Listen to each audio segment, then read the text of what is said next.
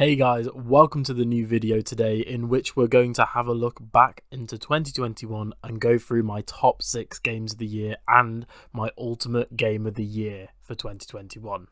So 2020 and 2021 has been a really tough year for gaming and for so many people, with many games like in 2020 being delayed to 2022 and beyond, with several high profile games that I was personally looking forward to myself having been either rushed, buggy, or launched in not ideal states, such as Battlefield 2042. I was really looking forward to that game. I was so annoyed. Anyway, however, this list of 6 games represents the best the year has to offer for 2021. But I'd like to start off with an honourable mention. It didn't make the list, but I'd like to give a special shout out to Metroid Dread. As fans of Nintendo first-party IPs as well as Metroid, we've been waiting years since Prime 3 and Fusion for a new entry in the series that isn't Federation Force, which was a tone-deaf attempt at a cash grab by Nintendo. We now personally know what the series has to offer, and it's such an amazing series that has such an amazing gameplay loop and exploration. Now personally, I'm not the biggest fan of 2D Metroidvanias, but even I can see how good this game is. And the only reason why it's not the top 6 because I've only recently started playing the game. I've only put about 3 hours into it, and I can already say that it's amazing. And to be honest, it wouldn't be fair to put it any higher because I just haven't played enough of the game yet. I really wanted to get this video out. In this game, Samus looks amazing. Many returning features have been brought back from Metroid Samus Returns, such as the counter, as well as wall jumping and things like that. I think the game is a nice blend of Fusion and Super Metroid, and hopefully this means that we can get more Metroid in the future, as Metroid was nominated for several Game of the Years. It actually won quite a lot of awards. I think it won Best Action Adventure Game, and hopefully we can see not only a return of Metroid, but a return of some more classic Nintendo IPs as well. I think that would be absolutely amazing.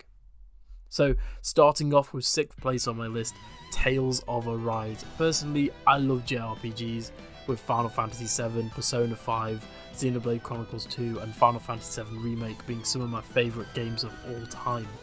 Tales of Arise, in my opinion, was the standout JRPG this year, with its amazing characters, worlds, and bloody good graphics.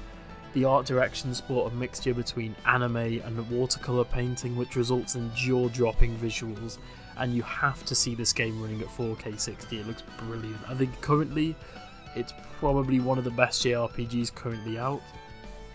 I love the character dynamics, the group party gameplay where you can do special team attacks with your party whilst in battles, and the exploration is incredible entirely throughout the entire game. The music is also a standout for me, with the battle theme being incredible. Oh my god, that violin that plays during it being one of my favourite tracks of the year. I also love how the storytelling uses the world to dodge typical JRPG story tropes and create entirely something new. Next up, in 5th place, is Psychonauts 2. The first Psychonauts was actually one of the first Xbox games I've ever played, being, I think it was Halo 2, Psychonauts 2, and I think I had the original Star Wars Battlefront as well, because I mainly used to only play on PlayStation and Nintendo respectively. Psychonauts 2 is such a good 3D platformer that focuses on being a collectathon as well as focusing on having a deep and rich story and combat system. This game focuses, however, on entirely different characters with mind-bending abilities which can host different worlds such as casinos, a bowling-themed germ-ridden city, as well as an obstacle course cooking show. These worlds are so crazy and unique, you have to experience them. The character of Raz is so good this time with his arsenal of psychic abilities and traversal techniques, which have been upgraded and fine-tuned from the first game. The voice acting is also brilliant, with even Jack Black lending his voice as a sort of side character that you meet in the story is quite important. Overall, I'd say this is a worthy successor to the original, and I can't wait to see where the series goes after this game, as the game is now fully owned by Xbox, and they can see how well the sequel is done, as the original game was more of a cult classic, although it didn't sell very as well as something like Mario or Banjo-Kazooie.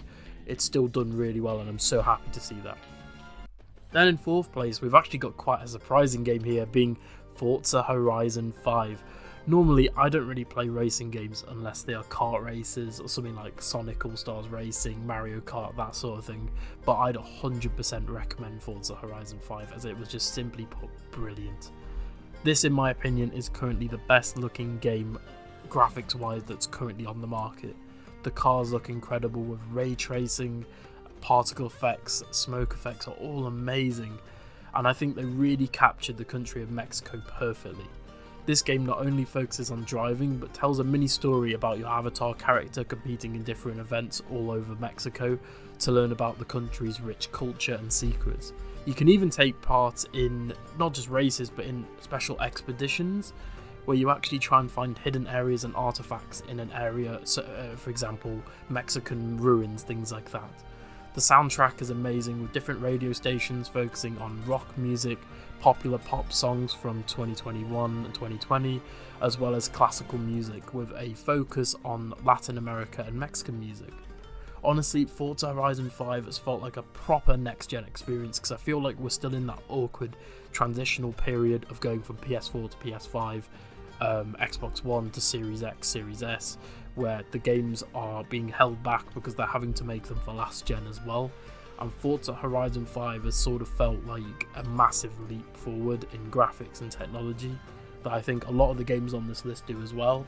But it's just, honestly, the game is, you have to experience it in 4K. If you don't have it in 4K, then fair enough, but oh my god, the graphics are so good. Next up, in third place, is Guardians of the Galaxy. Honestly, after the train wreck that was the Avengers game by Square Enix, where they tried to copy Destiny and be a live service game, I wasn't really expecting anything from this game. I was honestly expecting it to be mediocre at best, but I was honestly surprised to find out that this is actually an amazing game. It's a completely single player game and the combat is really good, with a really unique huddle mechanic that made me genuinely have a grin on my face, where you basically rally the Guardians of the Galaxy together mid-battle to perform a team boost, which also, as this is happening, performs a random popular 80s song, such as Rick Astley, and things like that is so amazing. The graphics are great, the Guardians look great, and the acting, the voice acting, the motion capture, everything is brilliant as well. The game tries to do a mixture of the MCU movies as well as the being comic accurate with the comic characters. I think it pulls off the sort of blend of both brilliantly. I especially love some of the more down-to-earth moments with the characters where you get to really learn each character's motivations, backstories, and where they want to go in the future, as well as it's more of akin to a Telltale experience. If you've ever played a Telltale game before, where it has branching storylines that change depending on your choices and relationships with different characters. Now, in second place, we have Halo Infinite.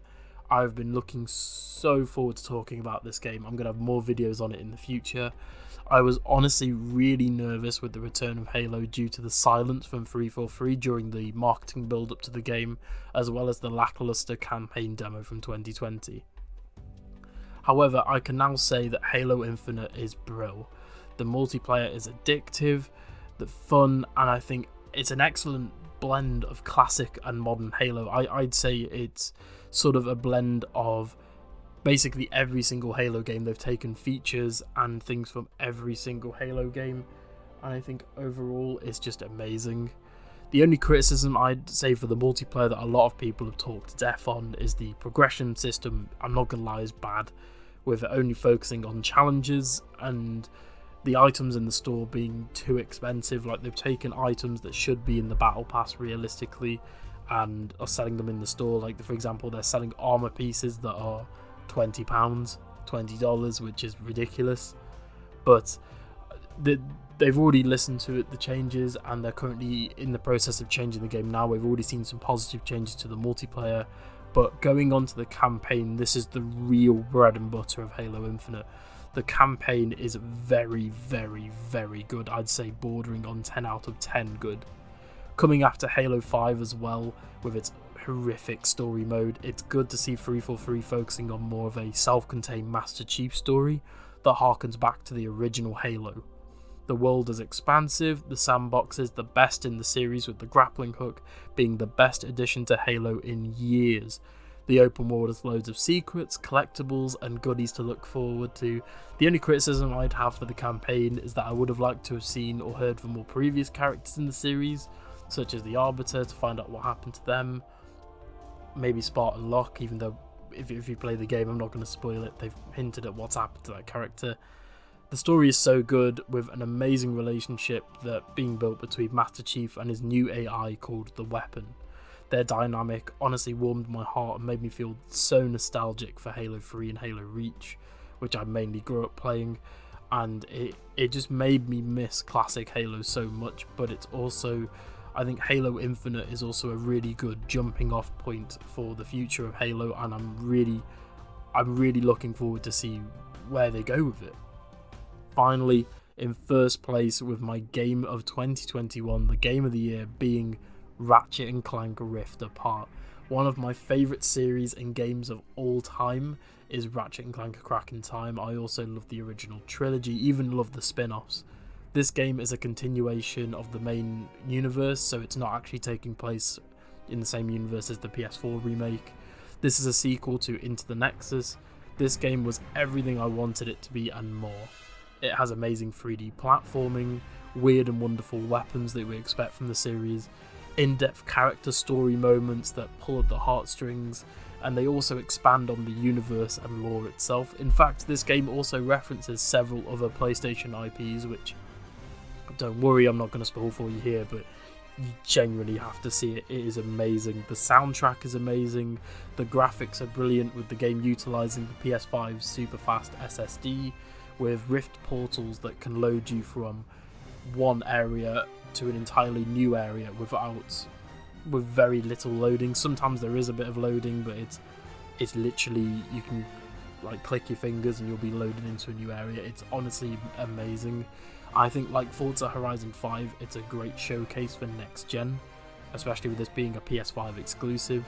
This game was worth the wait and more, and I hope Insomniac Game makes more games in the series, as there is now a bigger demand for them. This is not only one of my favourite Ratchet games, but one of my favourite PlayStation games ever made.